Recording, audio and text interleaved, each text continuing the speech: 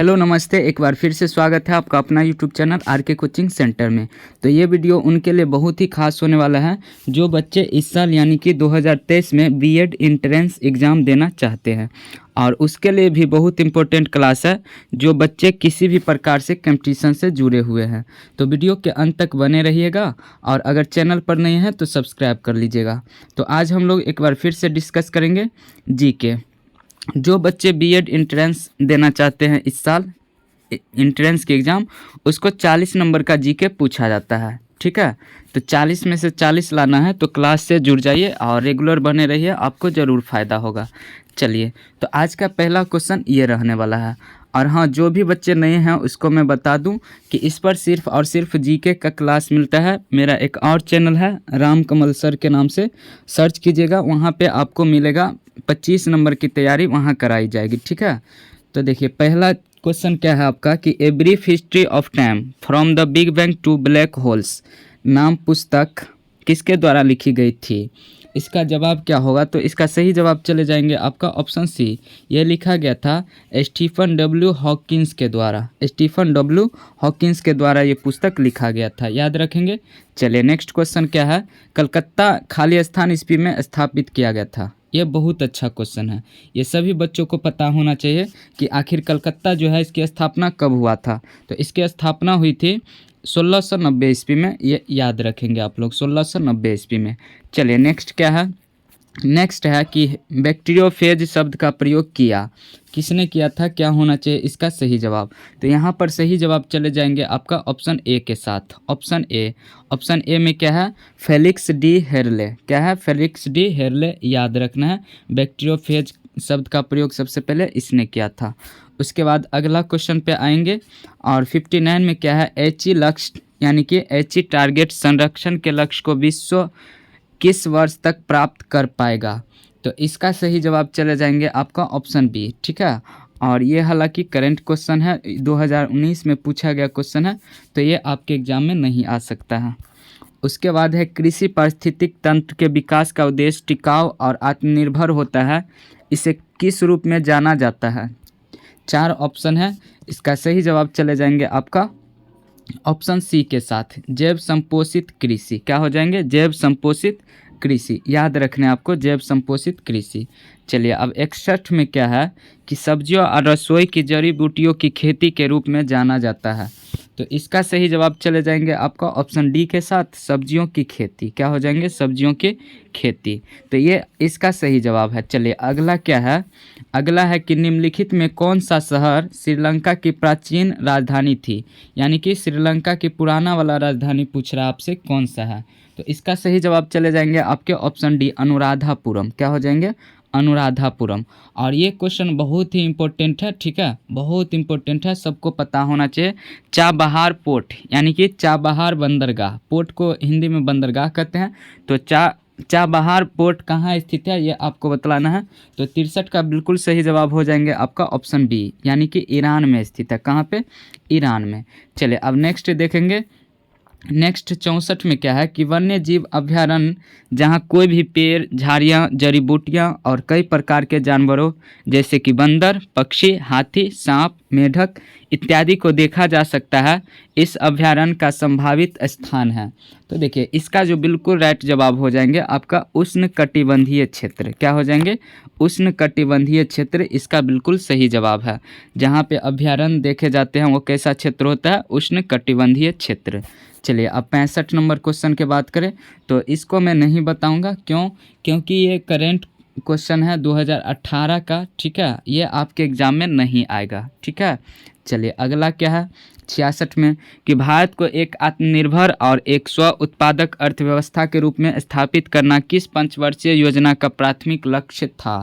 तो 66 का यहाँ पर बिल्कुल सही जवाब चले जाएंगे आपके ऑप्शन सी, तृतीय पंचवर्षीय योजना। क्या चले जाएंगे, तृतीय पंचवर्षीय योजना बिल्कुल सही जवाब होगा इसका। ठीक है, चलिए उसके बाद क्या है 67 में कि भारत में राज्य की योजनाओं के लिए केंद्रीय सहायता के आवंटन का निर्धारण करने के लिए गॉडगिल फार्मूला किस पंचवर्षीय योजना में शुरू किया गया था, यह आपको बतलाना है। तो देखिए गॉडगिल फार्मूला की बात करें तो ये इसका जवाब चले जाएंगे आपका ऑप्शन ए, यानी कि चौथी पंचवर्षीय योजना। क्या हो जाएंगे यहाँ पर? चौथी पंचवर्षीय योजना इसका बिल्कुल सही जवाब हो जाएंगे। ठीक है, चलिए अब नेक्स्ट के बात करेंगे 68 नंबर। 68 में क्या है? देखिए 68 में है कि भारतीय संविधान का कौन सा अनुच्छेद केंद्र और राज्यों के बीच शक्तियों का विभाजन करता है? तो देखिए यहाँ पर जितने भी अनुच्छेद दिए गए हैं ना, सब के सब गलत है, सब के सब क्या है? गलत है।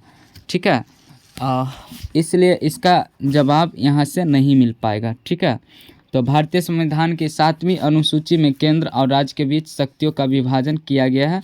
ठीक है, यह आपको याद रखना है और इसमें से इसका कोई नहीं जवाब होगा।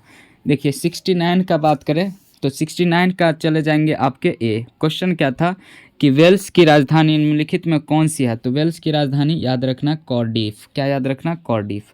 चलिए नेक्स्ट क्या है?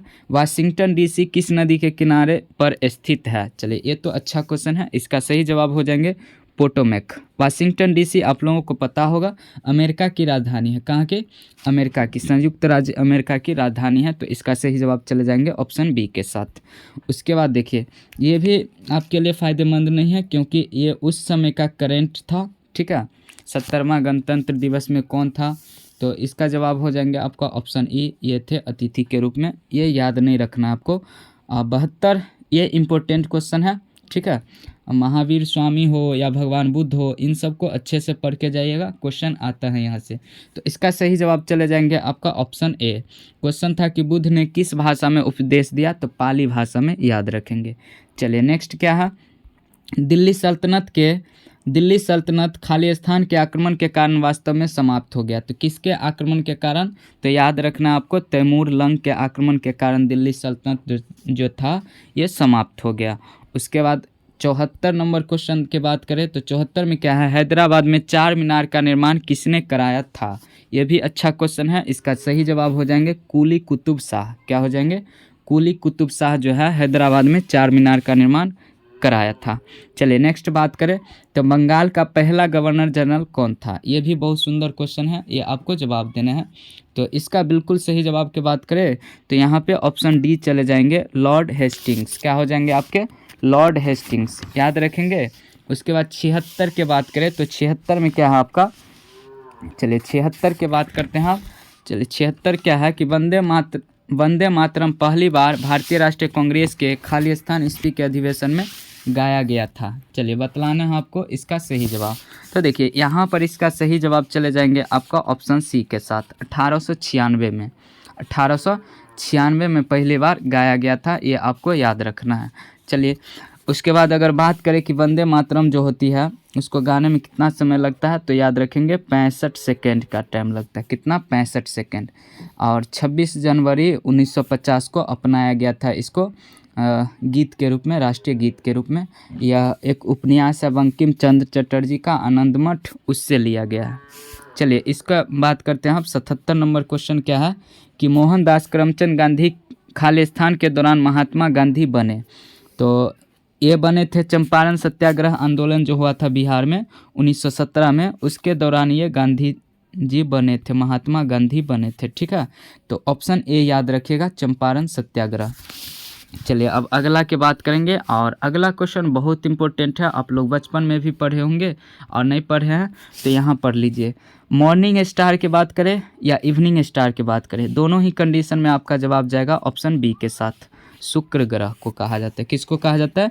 शुक्र ग्रह को। चलिए अब अगला बात करेंगे 79 में क्या है? 79 क्वेश्चन, निम्नलिखित में से भारत ने फ्रांस से कौन सा अधिग्रहण किया? यानम, माहे, कराइकल, ये सभी। तो देखिए ऐसा कंडीशन जब भी हो कि ये सभी रहे तो ज़्यादातर केस में आपका सभी जवाब जाएगा। ठीक है, और यहाँ पर भी जवाब चले जाएंगे आपके इनमें से सभी। चलिए 80 का क्वेश्चन की बात करें तो 80 में क्या है कि मुद्रास्फीति का कारण है। क्या है कारण? बतलाइए। तो इसका सही जवाब चले जाएंगे आपके ऑप्शन सी के साथ, धन की आपूर्ति में वृद्धि और उत्पादन में गिरावट। याद रखेंगे, धन की आपूर्ति में वृद्धि और उत्पादन में गिरावट मुद्रास्फीति का कारण है। 81 की बात करें तो वैज्ञानिक प्रक्रिया का महत्वपूर्ण पहलू है।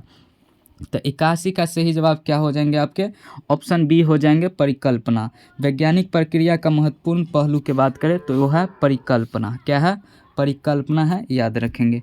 चलिए अब नेक्स्ट, मनुष्यों में बड़ी आंत का मुख्य रूप से क्या करती है। मनुष्य में जो मुख्य बड़ी आंत जो होती है, बड़ी आंत, एक होता है छोटी आंत, एक होता है बड़ी आंत।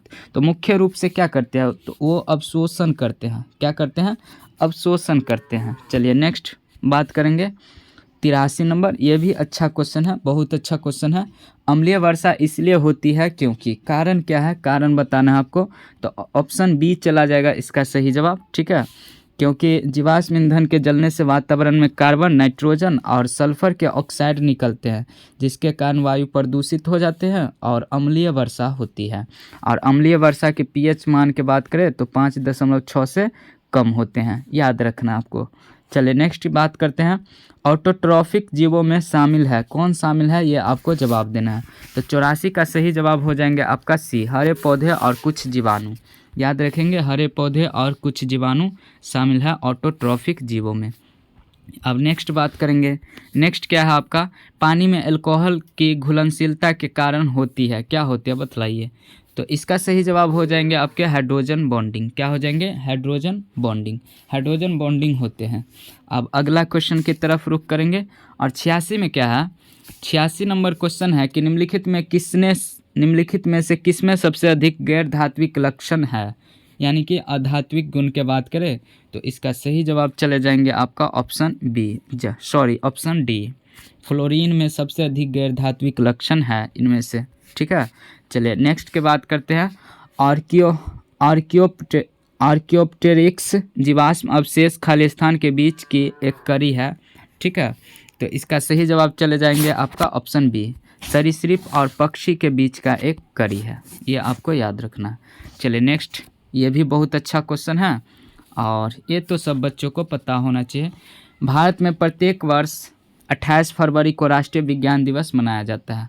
तो देखिए सबसे पहला तो यही आपको याद रखना है कि भारत में राष्ट्रीय विज्ञान दिवस कब मनाया जाता है, तो कहेंगे 28 फरवरी को। कब मनाया जाता है, 28 फरवरी को, ठीक है।